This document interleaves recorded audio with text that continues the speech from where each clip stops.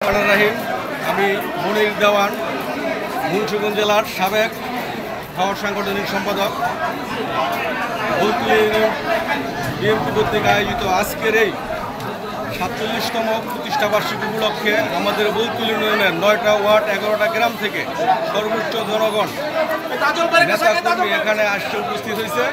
ইনশাল্লাহ আমরা কিছুক্ষণের মধ্যেই উপজেলার উদ্দেশ্যে রওনা করব এবং আমাদের এখানে আমরা কথা দিয়েছিলাম যে সর্বোচ্চ জনগণ নেতাকর্মী নিয়ে আমরা বলতুলি ইউনিয়ন থেকে আমরা উপস্থিত হব। আল্লাহ চাইতো ইনশাল্লাহ সবাই এখানে উপস্থিত আছে এবং প্রায় ২৭০০ লোক এখানে সমাগম হয়েছে এবং আরও লোক আসবে ইনশাল্লাহ।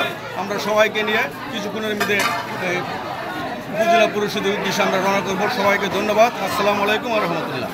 ভাই, আমি আরেকটা কথা জানতে চাইবো যে আমরা লোহজং থানা যে আগামী যে কমিটি হবে, কমিটি যে সাধারণ সম্পাদক যিনি হতে যাচ্ছেন প্রার্থী কয়েকজন আছে আপনাদের বলতুলি ইউনিয়ন আমরা শুনতেছি, তার সম্পর্কে কিছু বলেন।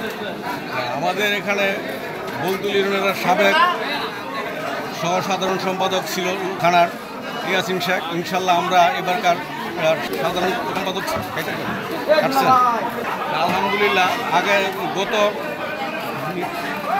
কাটছেন